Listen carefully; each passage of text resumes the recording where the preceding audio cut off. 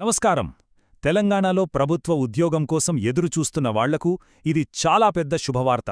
Police department నుంచి ఒక mega recruitment రాబోతోంది. దాని వివరాలు ఏంటో ఈ విశ్లేషణలో చూసేద్దాం. ముందుగా ఈ మొత్తం ప్రకటనలో మనల్ని అందర్నీ ఆకర్షించే ఆ ఒక్క నంబర్ చూద్దాం. సుమారుగా 14,000. అవును, 14,000.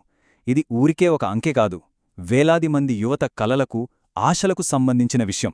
సరే, 14,000 పోస్టులు అన్నారు కదా, మరి ఇంత పెద్ద రిక్రూట్మెంట్ ఎందుకు చేస్తున్నారు?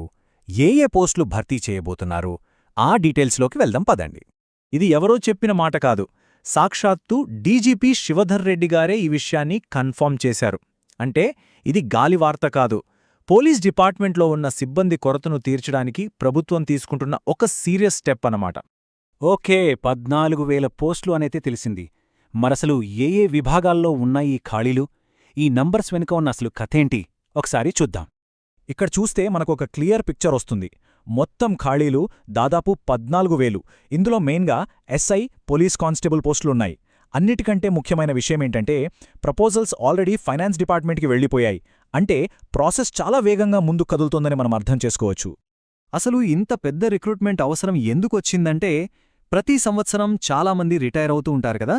అలా 2024 జాన్వరి నుంచి రిటైర్మెంట్ల వల్ల ఏర్పడిన గ్యాప్ను ఫిల్ చేయడమే ఈ రిక్రూట్మెంట్ యొక్క ముఖ్య ఉద్దేశం. ఈ సిబ్బంది కొరత ఎంత సీరియస్గా ఉందో అర్థం చేసుకోవాలంటే ఈ ఒక్క ఉదాహరణ చాలు. ఒక్క గ్రేటర్ హైదరాబాద్లోనే 6,000కు పైగా పోస్టులు ఖాళీగా ఉన్నాయి. ఆలోచించండి, ఒక్క హైదరాబాద్లోనే పరిస్థితి ఇలా ఉంటే ఇక రాష్ట్రం మొత్తం మీద ఎలా ఉంటుందో. అందుకే ఈ రిక్రూట్మెంట్ ఇప్పుడు చాలా అవసరం. ఓకే, డీటెయిల్స్ అన్నీ బావున్నాయి. మరి ఈ ఉద్యోగాలకి అప్లై చేయాలంటే ఉండాల్సిన అర్హతలేంటి? ఇది చాలామందికొచ్చే మొదటి డౌట్. దాని గురించే ఇప్పుడు మాట్లాడుకుందాం. ఒక విషయం గుర్తుంచుకోవాలి, అఫీషియల్ నోటిఫికేషన్ ఇంకా రాలేదు. కానీ ఇంతకుముందు జరిగిన రిక్రూట్మెంట్లను బట్టి మనం కొన్ని బేసిక్ క్రైటీరియాలను అంచనా వెయ్యొచ్చు.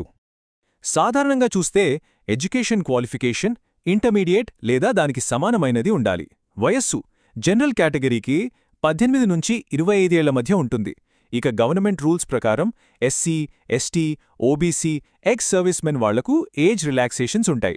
సో ఈ బేసిక్ క్రైటీరియా చూసుకుని ప్రిపరేషన్ స్టార్ట్ చేయడం చాలా ముఖ్యం. సరే, క్వాలిఫికేషన్స్ ఉన్నాయనుకుందాం. అంతటితో అయిపోదు కదా. ఒక టఫ్ సెలెక్షన్ ప్రాసెస్ ఉంటుంది. ఆ ప్రాసెస్ ఏంటి? అందులో ఎన్ని స్టేజెస్ ఉంటాయి? వాటిని ఎలా క్లియర్ చెయ్యాలో చూద్దాం. ఈ సెలక్షన్ ప్రాసెస్ మొత్తం 3 దశలుగా ఉంటుంది.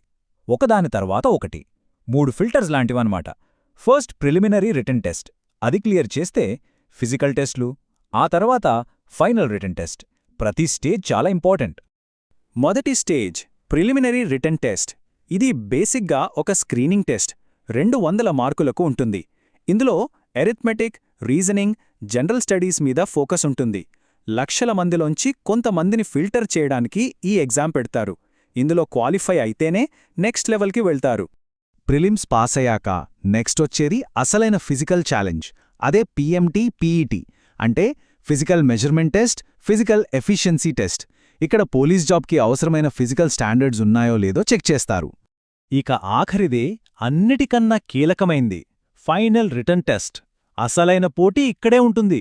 ఈ ఫైనల్ ఎగ్జామ్లో వచ్చిన మార్కులే మెరిట్ లిస్ట్ను డిసైడ్ చేస్తాయి. జాబ్ను కూడా ఇదే నిర్ణయిస్తుంది. ఇన్ని వేల పోస్టులో ఇంత క్లియర్గా ఉన్న సెలెక్షన్ ప్రాసెస్సు ఇవన్నీ చూశాక దీన్ని ఎందుకు ఒక గోల్డెన్ ఆపర్చునిటీ అని అంటున్నారో మనకు అర్థమవుతోంది. ఆ విషయం గురించి ఇంకొంచెం వివరంగా మాట్లాడుకుందాం. నిజం చెప్పాలంటే ఈ రోజుల్లో గవర్నమెంట్ జాబ్స్ కోసం ఎంత కాంపిటీషన్ ఉందో మనందరికీ తెలుసు. అలాంటి టైంలో ఒకేసారి 14,000 పోస్టులతో రిక్రూట్మెంట్ జరగటమనేది చాలా పెద్ద విషయం.